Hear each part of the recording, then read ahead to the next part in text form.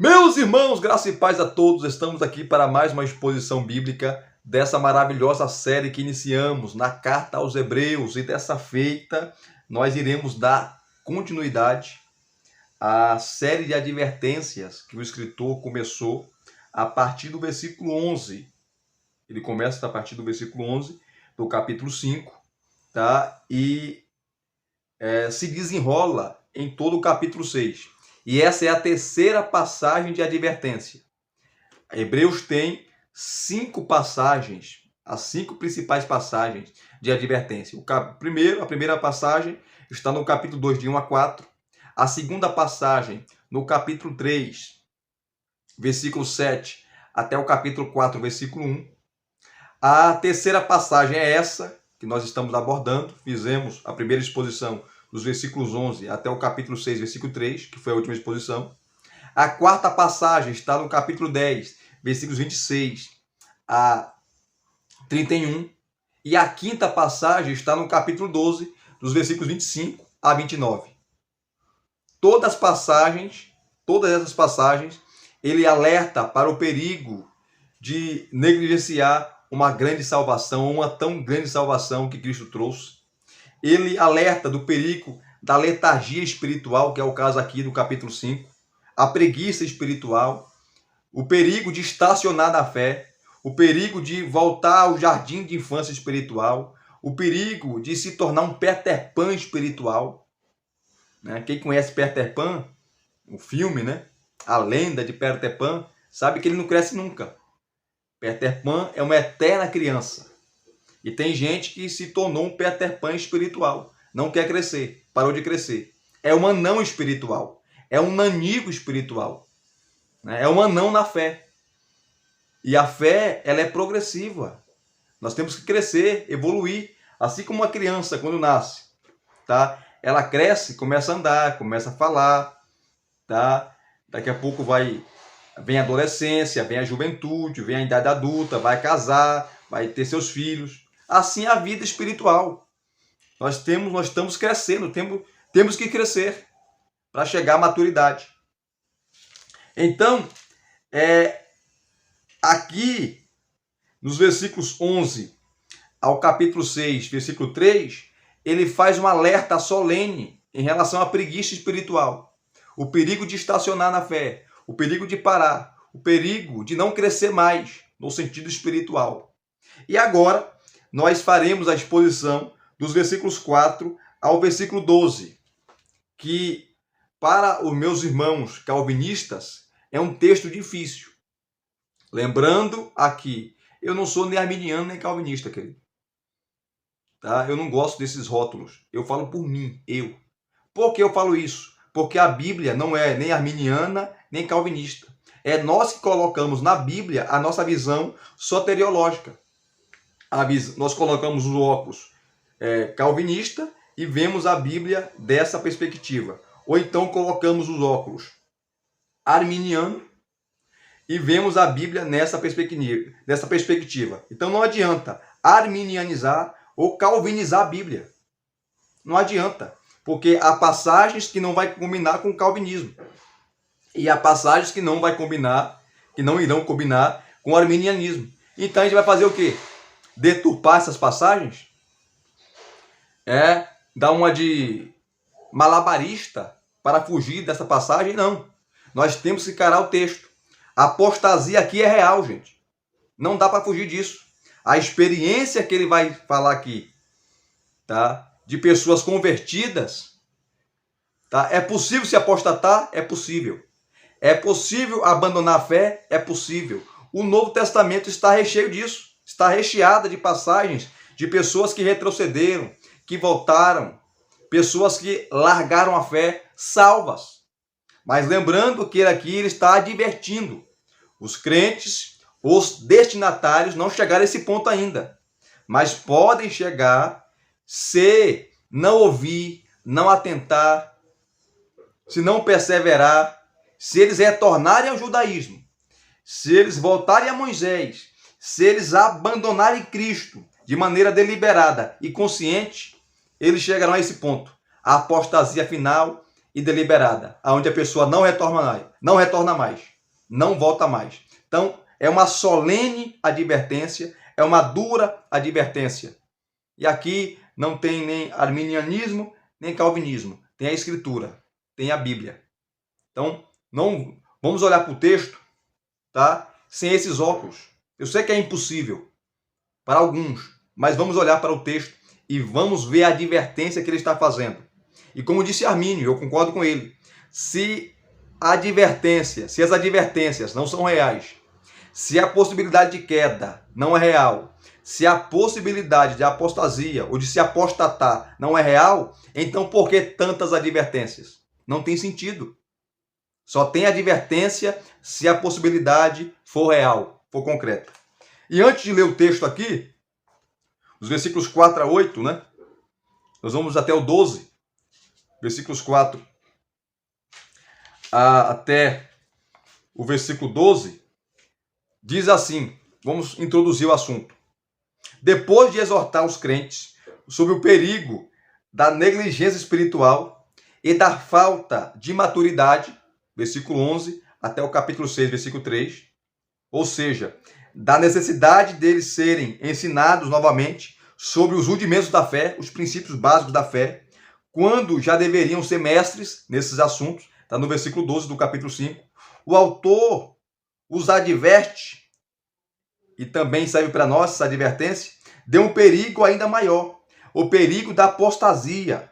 O assunto é tratado em Hebreus, capítulo 3, dos versículos 12 a 19, e volta a ser abordado novamente no capítulo 10, versículo 26 a 31, e novamente em Hebreus capítulo 12, do versículo 25 a 29.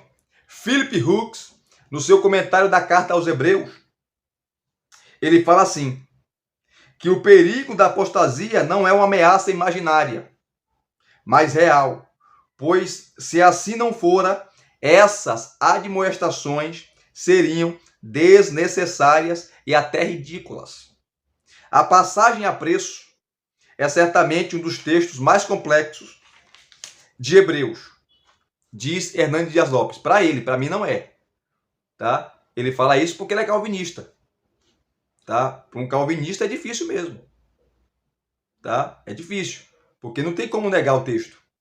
O texto está falando de pessoas salvas, que podem se apostatar. Lembrando que o texto é uma advertência, queridos. O escritor não está falando que eles chegaram a esse ponto, mas eles podem chegar, se negligenciar a fé e retornar para o judaísmo. Porque muitos deles estavam de malas prontas para o judaísmo. Se eles fizerem isso de maneira consciente e deliberada, tá? Eles estão se apostatando da fé. Perderam a salvação. Perderam a salvação. Mas ele está advertindo.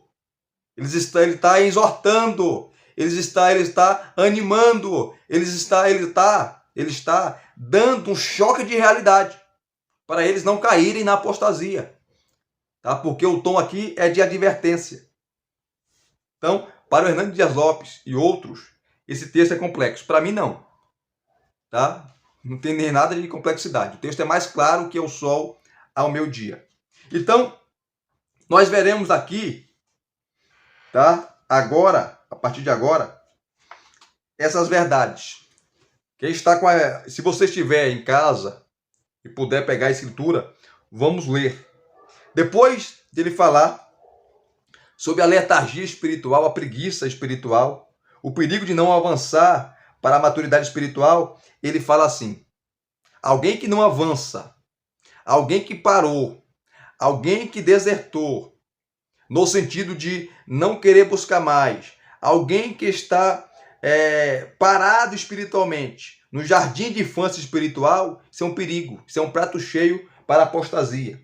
Aí ele fala assim no versículo 4, é impossível, pois, que aqueles que uma vez foram iluminados, provaram o dom celestial, se tornaram participantes do Espírito Santo, provaram a boa palavra de Deus e os poderes do mundo vindouro, e caíram, sim, é impossível outra vez renová-los para arrependimento, visto que, de novo, estão crucificando para si mesmos os filhos de Deus, expondo-o à zombaria, porque a terra que absorve a chuva, que frequentemente cai sobre ela, produz plantas úteis para aqueles que a cultivam, recebe bênção da parte de Deus.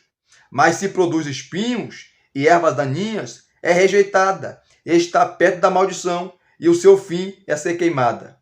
Quanto a vós outros, ó amados, quanto a mim, quanto a você, quanto a vós outros, ó amados, ainda que falemos dessa maneira, estamos certos de que coisas melhores o esperam, coisas relacionadas com a salvação, porque Deus não é injusto para se esquecer do trabalho que vocês fizeram e do amor que mostraram para com o seu nome, pois vocês serviram e ainda estão servindo aos santos. Desejamos que cada um de vós continue mostrando até o fim o mesmo empenho para a plena certeza da esperança, para que não se tornem preguiçosos, mas imitadores daqueles que pela fé e pela paciência herdam as promessas. Então o tom aqui é de advertência. Ele não está falando que os escritores, ou melhor, ele não está falando que os destinatários chegaram a esse ponto da apostasia. Mas eles podem chegar se não ouvir, não atentar e não prosseguir para a maturidade espiritual. É um tom de advertência. Entenda isso. Não deturpe o texto. Muita gente deturpa o texto. Ele está advertindo. Vocês podem chegar a esse nível.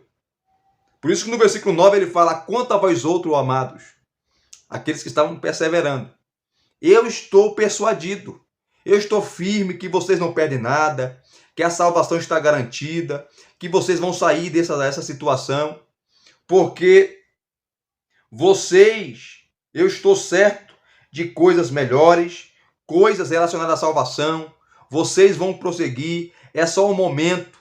Não fiquem aí, saia dessa letargia espiritual, avance, caminhe. Caminhe. Então veja o tom de advertência. Mas se eles não ouvirem, eles podem se apostatar.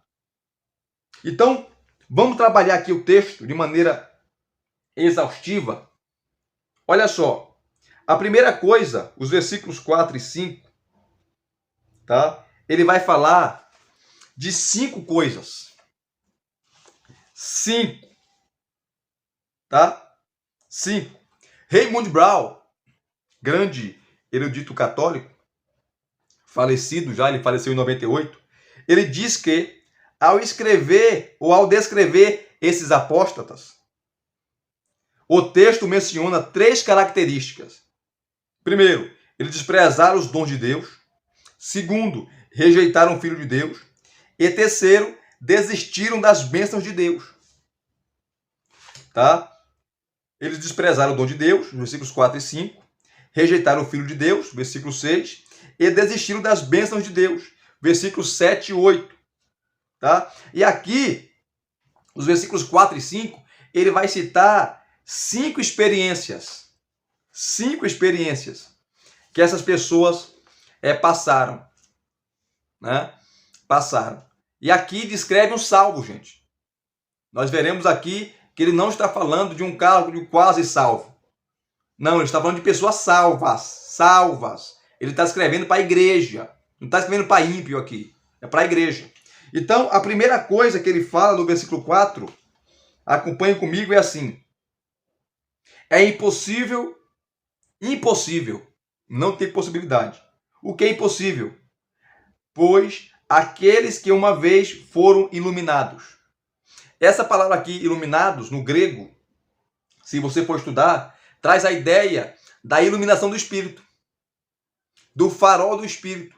Quando o pecador ele é exposto à palavra de Deus, ele entende, ele compreende, o Espírito Santo trabalha no seu coração, trabalha na sua mente, iluminando-o, e ele reconhece que é pecador, ele reconhece que é miserável, ele reconhece a sua miserabilidade, a sua pecaminosidade. Então ele é iluminado, crê em Cristo, se arrepende, é justificado, é regenerado pelo Espírito Santo e se converte. Então, é impossível que alguém que foi iluminado, que foi salvo, que foi transformado, lavado pelo sangue de Cristo, que foi regenerado pelo Espírito Santo, que o Espírito Santo o limpou, o purificou, habita nele, tá? Se por acaso essa pessoa for negligente, se essa pessoa não ouvir, se essa pessoa parar de crescer espiritualmente, se essa pessoa voltar ou retroceder, se essa pessoa parar, não avançar, é impossível ela ser, tá, renovada para arrependimento. É impossível ela retornar, porque a sua mente se torna cauterizada e ela faz aquilo consciente. Eu não quero mais, eu desisto, para mim não dá, esse negócio de fé não vale a pena, esse negócio de fé é um barco furado, esse negócio de Cristo, pessoa de Cristo, eu estou fora, eu não quero mais. Por isso que é impossível. Uma pessoa que passa por essa experiência. Então a primeira é uma pessoa que foi iluminada.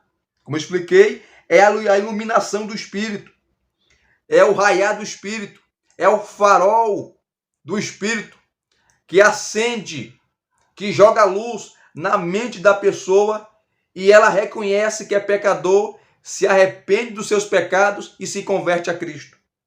Então é impossível, pois, aqueles que foram iluminados.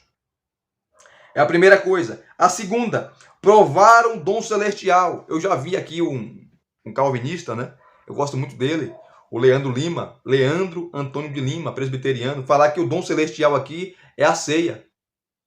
Ô irmão, pelo amor de Deus, um camarada como ele, Leandro Lima, falar um negócio desse aí é uma piada, né? O dom celestial aqui não tem nada a ver com ceia. O dom celestial aqui é a salvação em Cristo Jesus. E provar aqui dá o sentido de completude. Eles experimentaram a salvação. Aqui é experimentar, assim como no capítulo 2, o texto vai falar, o escritor vai falar no capítulo 2, que Cristo provou da morte, e provar ali a mesma palavra grega aqui, traz o sentido de que ele experimentou por completo a morte. Aqui,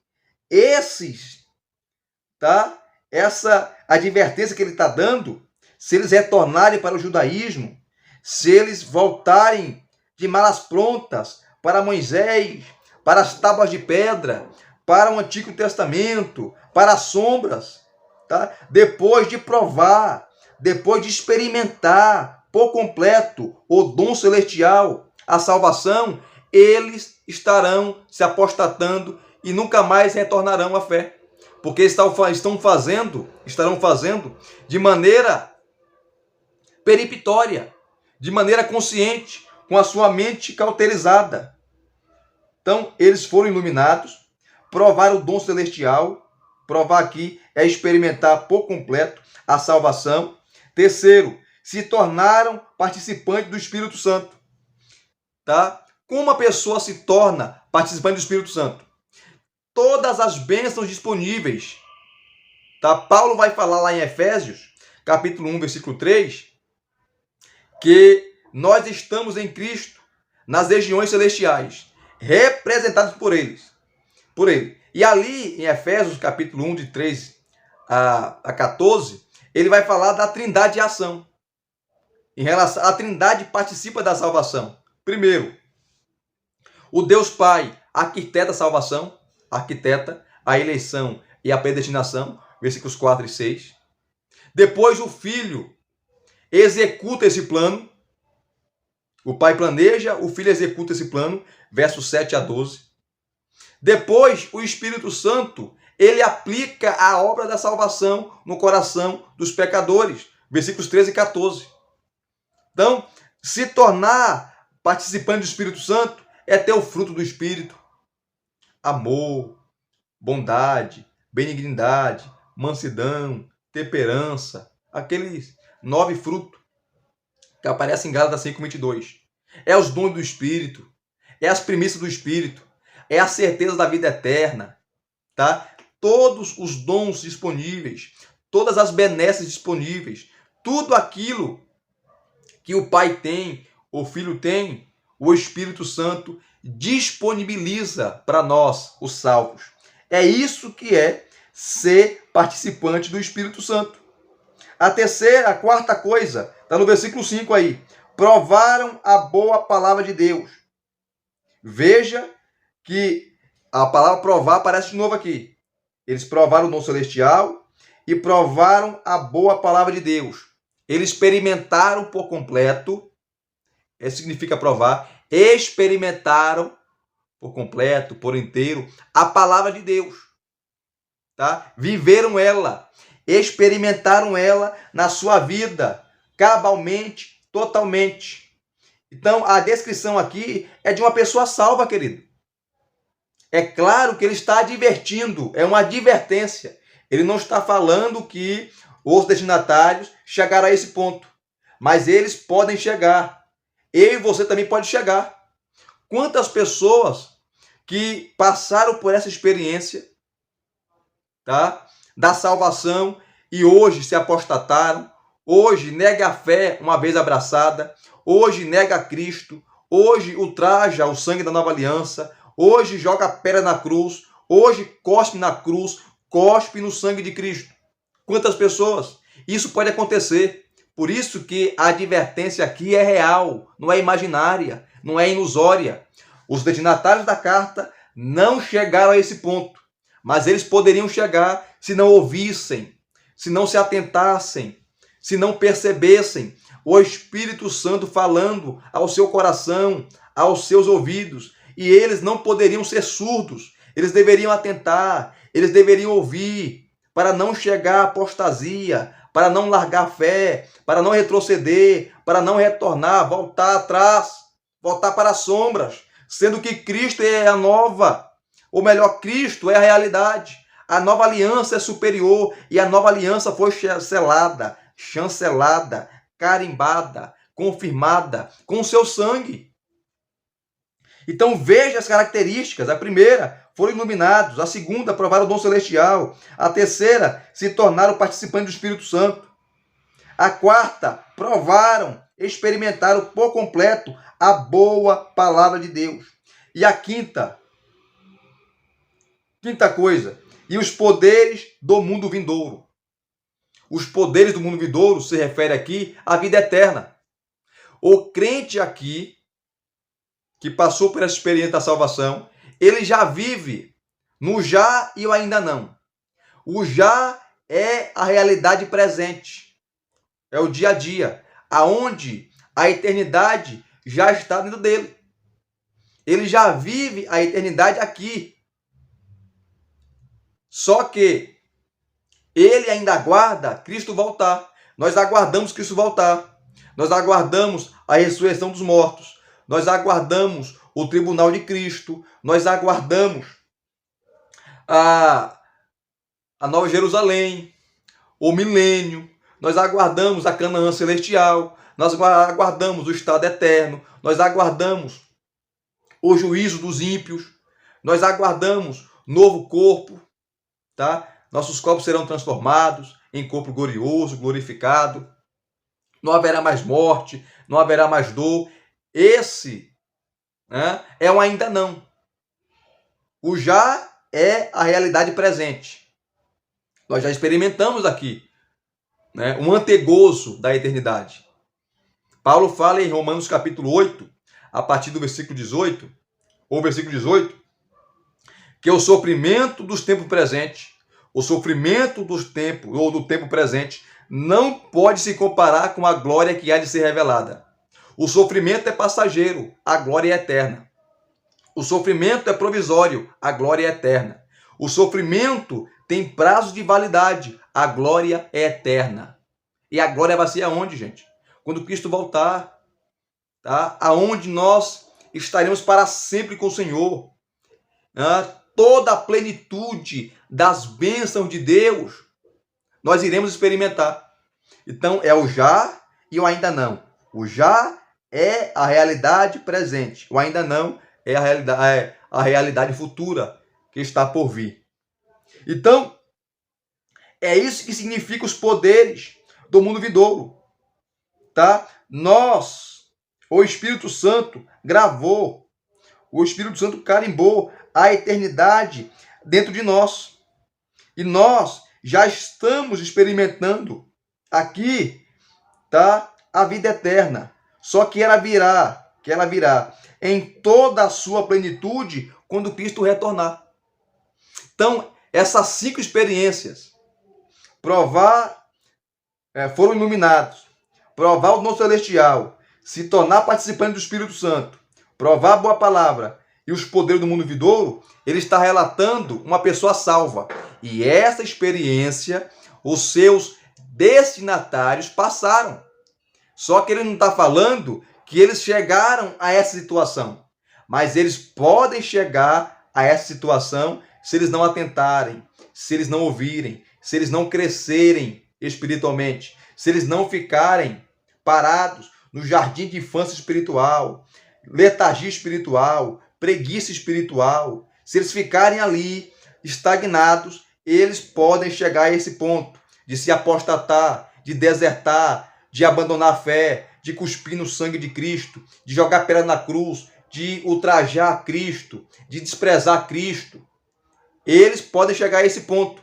Eles não chegaram ainda, mas eles podem chegar se eles não ouvirem. Assim pode acontecer comigo, pode acontecer com você, se não ouvir a palavra do Evangelho, se negligenciar, se endurecer o coração, se endurecer, o pescoço, a dura cerviz, não se humilhar, não se arrepender dos pecados, não se arrepender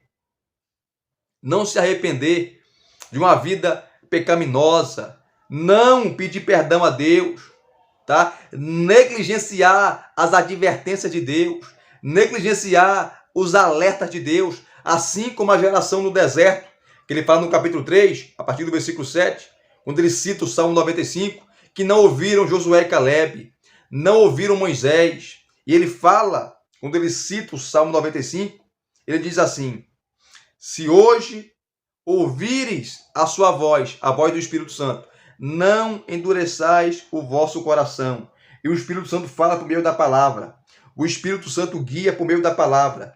O Espírito Santo admoesta, adverte por meio da palavra. Se nós não atentarmos, se nós não ouvirmos a voz do Espírito Santo, ficarmos surdos para a sua voz, endurecer a nossa cerviz, endurecer o nosso coração, essa situação pode acontecer conosco. É uma advertência, mas é uma advertência real. Não é imaginária nem ilusória. Aí no versículo 6, ele joga a pá de cal, dá o checkmate quando ele fala: e caíram. Uma pessoa que passa por essas 5 experiências e vem a cair, e cair aqui é se apostatar, e cair aqui é desertar, e cair aqui é desanimar, e cair aqui é ir embora e nunca mais voltar. É a apostasia final e deliberada, porque existe pelo menos 3 tipos de apostasia. 3 tipos. A apostasia pessoal. A pessoa decide desertar por conta própria. Decide. A apostasia pessoal. Apostasia moral. E apostasia doutrinária. Quando a pessoa começa a perverter, a torcer, a manipular a Bíblia, a Escritura. A apostasia pessoal, apostasia doutrinária e apostasia moral. Ou melhor, apostasia pessoal, apostasia moral e apostasia doutrinária. Eu não sei quais das 3, ou qual das 3 é melhor, é pior. Eu não sei qual das 3 é pior. Depois, ele continua: e caíram. Sim, é impossível. No versículo 4 ele começa com a palavra impossível. Ele termina no versículo 6 dizendo que é impossível. Outra vez, renová-los para arrependimento, visto que, de novo, estão crucificando para si mesmos o Filho de Deus, expondo-o à zombaria. É impossível alguém que passou por essa experiência de salvação, tá? Essas 5 experiências, uma pessoa salva, e depois larga a fé, abandona a fé, tá? Ultraja a cruz de Cristo de maneira consciente, se apostata de maneira final e irremediável. É impossível uma pessoa dessa voltar. Não volta mais. Não tem como, porque ela fez de caso pensado. Ela fez de maneira consciente. Porque para ela retornar, Cristo tem que morrer de novo. Isso é impossível, porque ele morreu uma única vez. Ele não vai morrer de novo na cruz. Ele não vai ser crucificado de novo na cruz. Então, para uma pessoa dessa voltar à fé, ele está falando, Cristo tem que morrer na cruz de novo. Isso não vai acontecer. Isso não vai acontecer. Tá? Visto que, de novo, estão crucificando para si mesmos o Filho de Deus, expondo-o à ignomínia, expondo-o à zombaria, zombando da cruz, zombando do sangue, zombando da nova aliança, zombando do Senhor, zombando das benesses que ele conseguiu para nós na cruz do Calvário, a justificação, a regeneração, o perdão dos pecados, tá? A purificação por completo. Enfim, uma pessoa que passa por essa experiência e faz isso, ele está zombando, ele está expondo Cristo Jesus à vergonha, ao desprezo. Por isso que é impossível. Aqui está falando da apostasia final e deliberada. A apostasia final e deliberada. E mais uma vez eu bato na tecla. Aqui é um texto de advertência. Ele não está falando que os destinatários chegaram a esse ponto. Não é isso que ele está falando. Ele está advertindo que eles podem chegar. Se eles não atentarem, não ouvirem a voz do Espírito Santo. Tá? Se eles ficarem com preguiça, espiritualmente falando, em não andar, não prosseguir, parar na fé. Se eles pararem na fé, é isso que vai acontecer com eles. É uma advertência dura, severa, mas é uma advertência real, é uma advertência que não é ilusória, não é imaginária. Pode acontecer comigo, pode acontecer com você, por isso nós temos que vigiar e prosseguir, avançar para a maturidade espiritual. Aí os versículos 7 e 8, ele vai usar uma metáfora para explicar aquilo que ele acabou de dizer.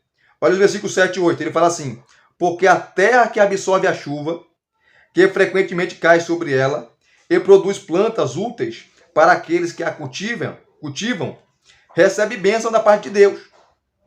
Mas se produz espinhos e ervas daninhas, é rejeitada, está perto da maldição, e o seu fim está perto da maldição, e o seu fim será queimada. Então a chuva cai sobre esses dois solos, tá? Que é o coração da pessoa. Porque a terra que absorve a chuva, que frequentemente cai sobre ela, produz plantas úteis para aqueles que a cultivam. Para aqueles que a cultivam, recebe bênção da parte de Deus. Aqueles que ouvem a palavra de Deus, aqueles que recebem a chuva de Deus, a graça de Deus, a misericórdia de Deus, a bondade de Deus, o perdão dos pecados, a justificação, a regeneração, tá? Que foi lavado pelo sangue de Cristo, tá? Ele é comparado como um terreno que recebe a chuva e absorve, tá? E produz plantas, tá? Para aqueles que a cultivam, e produz plantas úteis para aqueles que a cultivam, recebe bênção da parte de Deus. Então, aqueles que ouvem a palavra de Deus e a pratica, é semelhante a esse terreno, que a chuva cai, aí vem a planta que cresce, esse terreno é trabalhado, esse terreno é regado, esse terreno é limpado, e quem limpa é a palavra de Deus, tá? E se a pessoa cultiva, tá? Recebe bênção da parte de Deus, o texto fala aqui. Então ele compara a vida cristã daqueles que recebem a palavra, daqueles que praticam a palavra, daqueles que honram a palavra, daqueles que guardam a palavra no seu coração, como a terra que absorve a chuva, que frequentemente cai sobre ela e produz plantas úteis para aqueles que a cultivam, recebe bênção da parte de Deus. Então, a nossa vida é um solo, querido. E a chuva é as bênçãos de Deus. É a salvação, como eu falei, é a justificação, é a regeneração, é todas as benesses espirituais que o crente tem. É uma chuva que cai no solo. O solo, no nosso coração, a nossa vida. Se nós guardarmos, praticarmos, observarmos, se nós não formos negligentes com essas promessas, com essas benesses, com a salvação, tá? Vai produzir plantas úteis, e se nós cultivarmos, nós receberemos a bênção da parte de Deus. Mas o versículo 8, a chuva cai também sobre o rebelde. Aquele que não pratica a palavra de Deus, aquele que ouve e endurece o coração, aquele que ouve e finge que é surdo, aquele que não pratica, aquele que não coloca em prática. É a mesma ideia daquela parábola que Jesus conta, daqueles que constroem a sua casa na areia, aí vem as chuvas, aí vem os ventos, aí vem as tempestades, os temporais. Vai acontecer o quê? A casa vai embora, porque a areia não tem solidez, tá? Vai embora. E as mesmas coisas acontecem com aquele que edifica a sua casa sobre a rocha. Vem também tempestade, problemas, lutas, sufoco, açoites, mas a casa não balança, a casa não vai embora. Os temporais da vida não a levam, porque ela está firmada, embasada, enraizada na rocha. Aqui é a mesma coisa. Quem ouve e pratica, tá, vai produzir bons frutos. Quem coloca a sua vida à disposição de Deus, debaixo de Deus e de suas promessas, a vida vai frutificar e as bênçãos de Deus vai cair nesse terreno.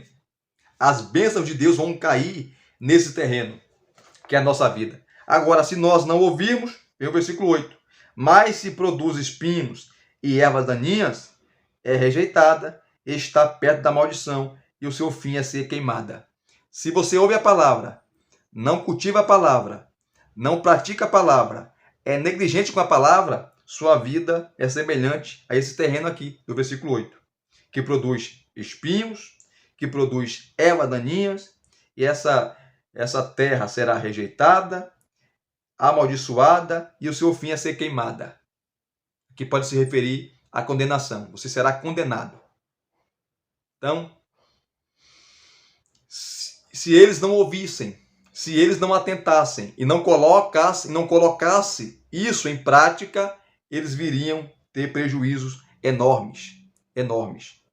Então, vamos cultivar a palavra de Deus, vamos observar a palavra de Deus, para não cairmos no laço da apostasia final e deliberada. Aí os versículos 9 a 12, meu Deus, eu escorri aqui. Os versículos 9 a 12 diz assim, tá? Principalmente o versículo 9. Ele está falando para um grupo, que não é todo mundo que queria voltar para o judaísmo aqui. Não era todo mundo que queria desertar. Não era todo mundo que quer abandonar a fé. Não é todo mundo. Aí no versículo 9 ele fala assim, ele fala para um outro grupo que estava firme, que estava se mantendo firme. Quanto a vós outros, ó amados, quanto a mim, quanto a você, quanto a nós. Então veja que é uma advertência. Quanto a vós outros, ó amados, ainda que falemos dessa maneira, que maneira? Dura. Maneira dura, tá? Ainda que eu fale, eu pego pesado com vocês, ainda que eu estou marretando vocês, ainda que eu estou admoestando, advertindo, ensinando, para vocês pararem de brincar com a graça, para vocês pararem de brincar com o sangue da nova aliança, de vocês pararem de brincar, para vocês pararem de brincar com Cristo, com a sua palavra, com as bênçãos que você tem, o que vocês têm, que Ele deu a vocês, para vocês pararem de ficar brincando de ser crente, de ser cristão, porque vida cristã não é picadeiro, vida cristã não é circo, vida cristã não é, tá, um jardim de infância espiritual, a vida cristã não é, tá, palhaçada, a vida cristã tem que ser vivida com seriedade, com santidade, com amor, com responsabilidade. Então, quanto a vós outros, ó amados, ainda que falemos dessa maneira dura com vocês, estamos certos de coisas melhores. Estamos certos de que coisas melhores os esperam. Coisas relacionadas com a salvação. Então, isso aqui, tudo que ele falou nos versículos 4 a 8, é uma advertência. Ele não está dizendo que eles chegaram a esse ponto. Mas eles podem chegar se não ouvir, se não atentar. Por isso, a aplicação, a metáfora, dos versículos 7 e 8, sobre a chuva, o terreno. A chuva que absorve, o terreno que absorve a chuva e o terreno que não absorve. Né? A vida, aqueles que ouvem a palavra e aqueles que não ouvem. Aqueles que ouvem e a pratica, e aqueles que ouvem e não a pratica. Então, por isso que ele está falando.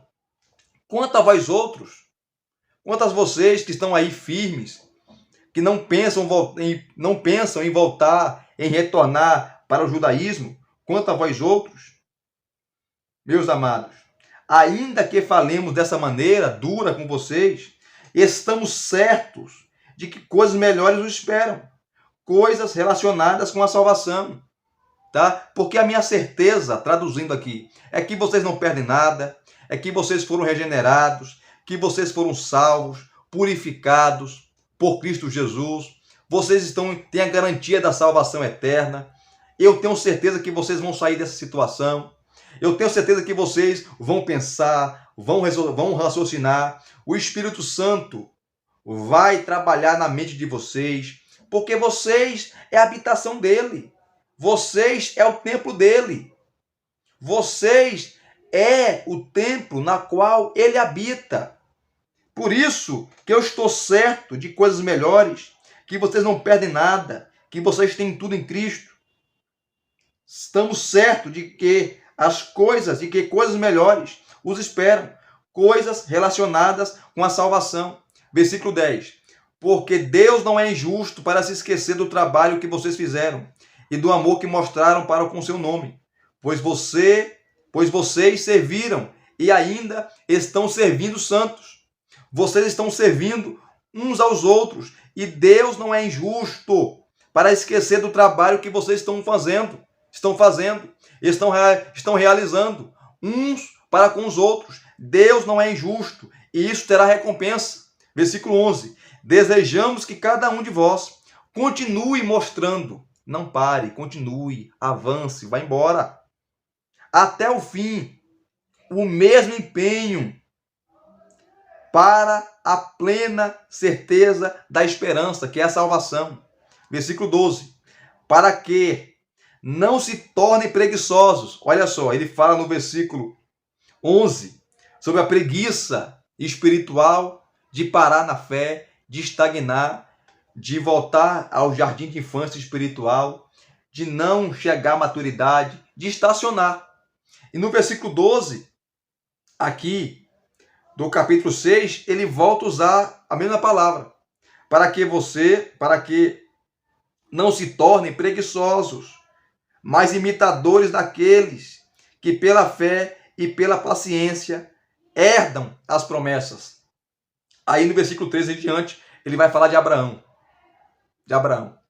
Então, todo o texto aqui é uma solene advertência dura para eles não retornarem ao judaísmo, para eles não abandonarem a fé, para eles não largarem Cristo, para eles se manterem firmes, para eles mesmo sendo tentados a retornar a Moisés, as tábuas de pedra, as sombras, eles deveriam ter em mente que Cristo é a realidade, que tudo aquilo apontava para Cristo, que Moisés falou de Cristo, que os profetas falaram de Cristo, que o ritual levítico, que o ritual do sacerdócio araônico, aqueles animais que eram mortos, tudo aquilo, a peregrinação do povo no deserto, a Canaã terrena, tudo aquilo apontava para realidades espirituais. Então, deixar a realidade que é Cristo e voltar para as sombras era apostatar. Mas ele tinha certeza que isso não ia acontecer. Mesmo ele falando dessa maneira, como ele fala no versículo 9, uma maneira dura, ele estava certo de coisas melhores, coisas relacionadas à salvação, porque Deus não seria injusto de esquecer daquilo que eles haviam feito, daquilo que eles haviam trabalhado, ajudando uns aos outros. Por isso, eles não poderiam se tornar preguiçosos. Nós não podemos se tornar preguiçosos no sentido espiritual, de estagnar na fé, mas imitadores daqueles que pela fé e pela paciência herdam as promessas. As promessas foram cumpridas em Cristo Jesus e Ele as distribuiu para nós. Então, não podemos parar, não podemos retroceder. Desculpe, queridos, pelo tempo aí da exposição, mas foi necessário porque é um texto complexo, merece um pouco mais de atenção. Foi a maior exposição até agora que nós fizemos. Deus abençoe a sua vida. Deus abençoe a sua família. E se você gostou, deixe seu like, deixe seus comentários, se inscreva no canal se você não é inscrito e acione o sininho para receber todas as notificações, tá certo? Graça e paz mais uma vez. Muito obrigado a todos. Até as próximas exposições.